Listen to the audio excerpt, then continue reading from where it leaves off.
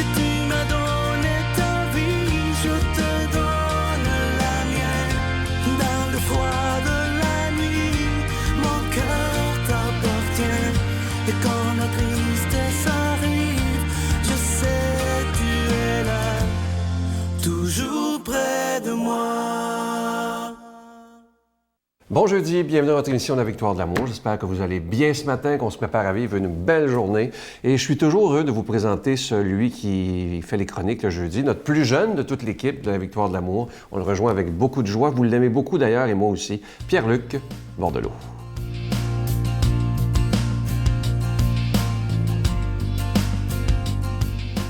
Bon matin à tout le monde et on poursuit notre aventure pour comprendre un peu mieux qu'est-ce qui donne du sens à notre vie et surtout, malheureusement, il faut en parler, qu'est-ce qui nous en prend.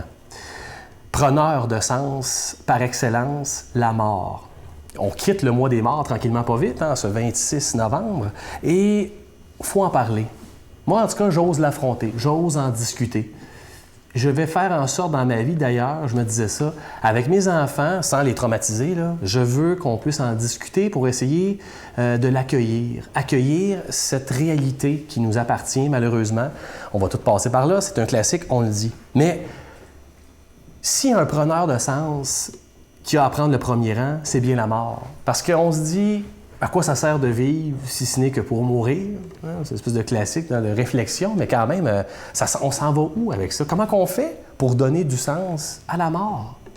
Je ne sais pas si vous avez perdu des gens ou si vous avez passé proche de mourir, mais on dirait que bizarrement, ça en donne plus que ça n'en enlève. Je ne sais pas si vous avez déjà vécu, mais quand même, moi, j'ai jamais frôlé la mort. Mais pour avoir discuté avec des gens qui ont passé proche de mourir et qui ont demeuré vivants, c'est pas comme si tout à coup ils s'étaient dit « Ah, j'aurais dû mourir ou je devrais mourir ». Non, au contraire, qu'est-ce que je fais pour encore mieux vivre?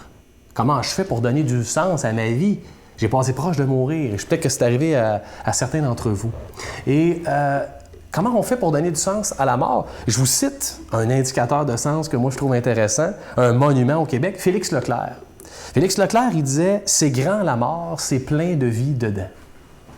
Je trouve ça quand même intéressant. Il y avait quand même une capacité de réflexion, évidemment, cet homme-là, à travers ses chansons, puisque c'est tiré d'une de ses chansons. Et je pense qu'il a raison. On le sait qu'intuitivement, il y a quelque chose qui a le plus de vie que de mort, bizarrement, à travers ce passage obligé qu'est la mort. Mais comment qu'on fait pour donner du sens à notre vie? Je vais vous avouer que si on n'est pas croyant, là, comment qu'on fait pour donner du sens à la mort? Moi, je pose la question à des amis qui disent qu'ils ne croient pas croire en Dieu, et je leur dis, OK, tu abordes ça comment, la mort? Parce que l'après-vie, pour dire ça comme ça, tu l'abordes comment? Et la question, moi, j'aime bien le poser, c'est pas tant, y a-t-il une vie après la mort, mais as-tu une vie avant ta mort? Est-ce que tu donnes assez de sens présentement à ta vie pour que ta mort prenne un sens? Moi, je pense qu'on est capable de faire le tour de la question, qu'on doit l'affronter pour être en mesure d'aller au-delà. Et en tant que chrétien, on est chanceux, moi je pense, c'est qu'au-delà de la mort, on le sait, l'indicateur des indicateurs qu'est le Christ nous rappelle qu'il y a la résurrection. C'est-à-dire que la mort n'est qu'un passage pour une prochaine vie, une vie encore plus profonde. Et je nous invite à dire aux gens que la mort est un donneur de sens plus qu'un preneur de sens. Notre Père qui es aux cieux, que ton nom soit sanctifié, que ton règne vienne, que ta volonté soit faite sur la terre comme au ciel. Donne-nous aujourd'hui notre pain de ce jour. Pardonne-nous nos offenses comme nous pardonnons à ceux qui nous ont offensés. Ne nous laisse pas entrer en tentation, mais délivre-nous du mal, car c'est à toi qu'appartient le règne, la puissance et la gloire pour les siècles des siècles. Amen. C'est toujours avec une grande joie que je vous parle de cet Ange de Noël, collection 2015. Il est, cette année, je vous le dis, je le trouve un des plus beaux, je pense que c'est le plus beau, parce qu'il est fait expressément pour la Victoire de l'amour. Il est fait à la main. Vous le voyez, c'est en épinglette. Il est plaqué argent, orné de petits zircons et il est déjà béni, bien entendu. Je vous rappelle que c'est avec un don de 25 $ et si vous voulez en donner en cadeau, c'est avec un don de 40 $. Vous en aurez 2. Et je sais qu'il y a parfois des gens qui en veulent beaucoup plus que 2. Vous avez juste à appeler à notre bureau. Ça nous fera plaisir de vous aider concernant le montant du don. Et je vous rappelle évidemment que vous recevrez un reçu pour fin d'impôt. Je vous donne donne l'adresse en vous disant merci de tout cœur de votre soutien financier. Vous savez que la victoire de l'amour, c'est possible grâce à chacun et chacune de vous qui êtes là depuis plus de 20 ans et qui croyez qu'il est important dans notre société d'annoncer la parole de Dieu, cette parole qui peut tellement changer notre vie. Je vous donne l'adresse. La victoire de l'amour, casier postal 120, succursale Boucherville à Boucherville, le J4B 5E6. Je vous la redonne. La victoire de l'amour, casier postal 120, succursale Boucherville à Boucherville, le J4B 5E6. Également par téléphone, par carte de crédit du lundi au vendredi de 8h30 à 16h30 dans le 514-523-4433, 523-4433 ou sans frais le 1-888-811-9291, 1-888-811-9291 et aussi sur notre site Internet, une façon très, très sécuritaire de faire vos dons par Internet, c'est le www.lavictoiredelamour.org. Merci de tout cœur de votre grande générosité. Merci aussi de votre prière, si vous saviez à quel point c'est important.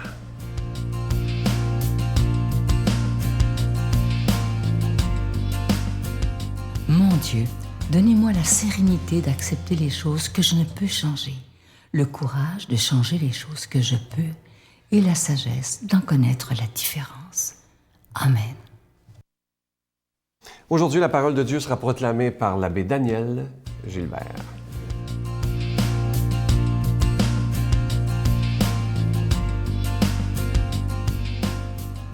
Jésus parla à ses disciples de sa venue.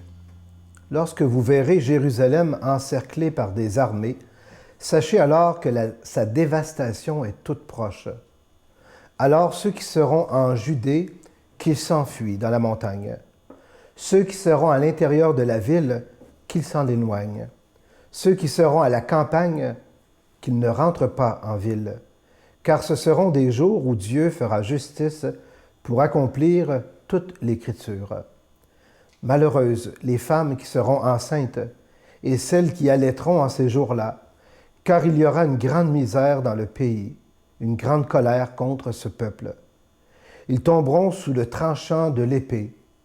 Ils seront amenés en captivité chez toutes les nations païennes.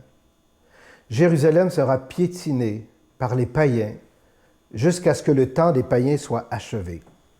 Il y aura des signes dans le soleil, la lune et les étoiles. Sur terre, les nations seront affolées par le fracas de la mer et de la tempête. Les hommes mourront de peur dans la crainte des malheurs arrivant sur le monde, car les puissances des cieux seront ébranlées. Alors, on verra le Fils de l'homme venir dans la nuée, avec grande puissance et grande gloire. Quand ces événements commenceront, redressez-vous et relevez la tête, car votre rédemption approche. Acclamons la parole de Dieu. Bon matin, chers amis. Alors, heureux de vous retrouver ce matin pour commenter l'Évangile. Puis, il faut dire que ce matin, l'Évangile est un petit peu coriace, hein? Comme on pourrait dire. Il y a des images là-dedans qui pourraient nous faire frémir. Puis, quand on écoute cet Évangile-là, on a toujours l'impression que Jésus prédit la fin du monde. Hein? Et pourtant, il n'en est rien. Les signes dont parle Jésus, vous savez, sont effectivement arrivés pour les Juifs vers les années 70, avec la destruction du Temple et l'exil des Juifs. Et vous savez, en relisant l'histoire de cette chute de Jérusalem lors de la révolte des Zélotes, on s'aperçoit que tout ce que Jésus avait prédit, effectivement, c'est arrivé.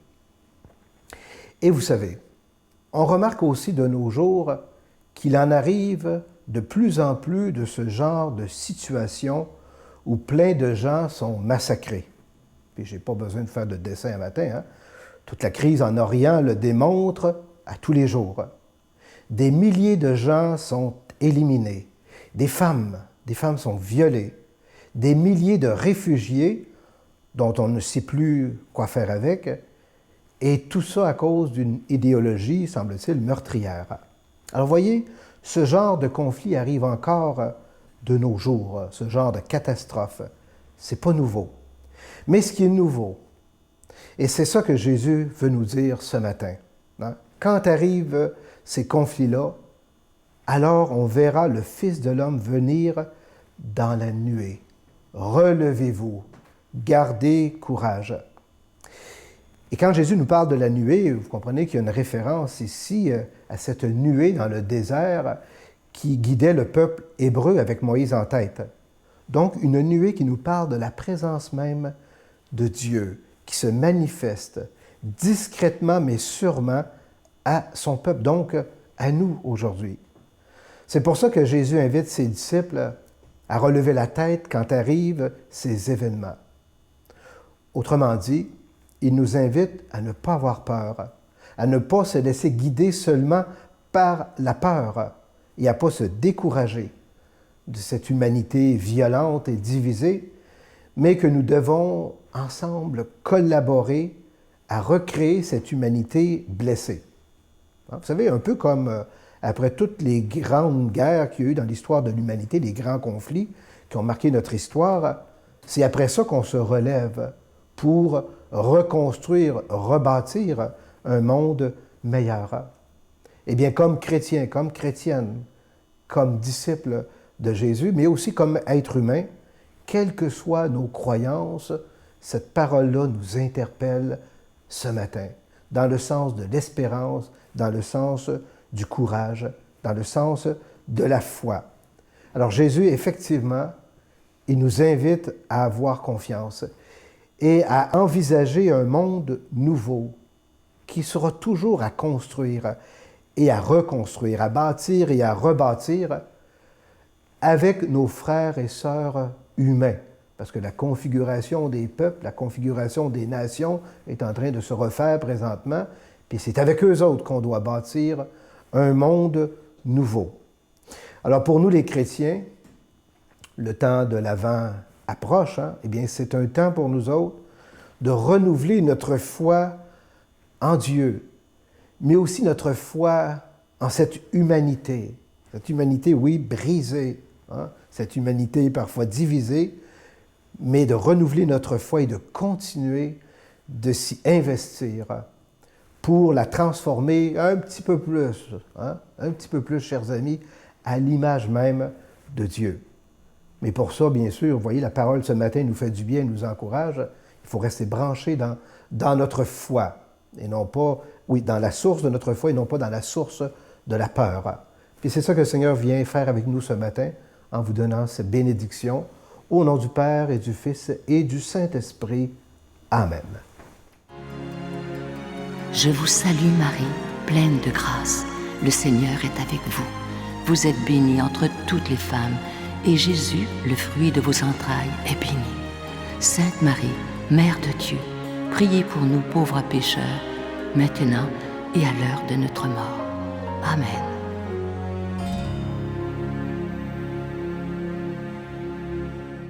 Vous savez, ce qui m'étonne lorsque je prends le temps de lire beaucoup de messages, évidemment, sur Facebook, je suis toujours étonné de voir que des gens, et ça me surprend toujours, parlent beaucoup parfois dans certaines pensées qu'on met de réincarnation, en disant « je vais revenir dans une autre vie ». Et je me dis, bien, est-ce que ces gens-là savent qu'on est sur une page catholique? Si on est des croyants chrétiens, qu'on croit en Jésus, la réincarnation n'existe pas. C'est la résurrection, c'est ce que Jésus nous promet. Et c'est malheureux maintenant parce que les gens mélangent toutes sortes d'affaires. On prend un petit peu ce qui fait notre affaire dans le bouddhisme, un petit peu ce qui fait notre affaire dans l'ésotérisme, un petit peu ce qui fait notre affaire dans le catholicisme. On fait un beau mélange dans ces choses de tout ça, puis on se crée une religion. C'est pas ça la foi. La foi, si on décide de croire en Jésus, d'être des chrétiens, d'être des catholiques, la réincarnation n'existe pas. C'est la résurrection. Donc, lorsque Sylvain Charon va mourir, je deviendrai le meilleur de moi-même. Je ne commencerai pas à me promener d'un corps à un autre. Et voilà. C'est ça que je voulais vous dire ce matin, parce que je suis toujours étonné. Je vous souhaite une belle journée. À demain. Bye.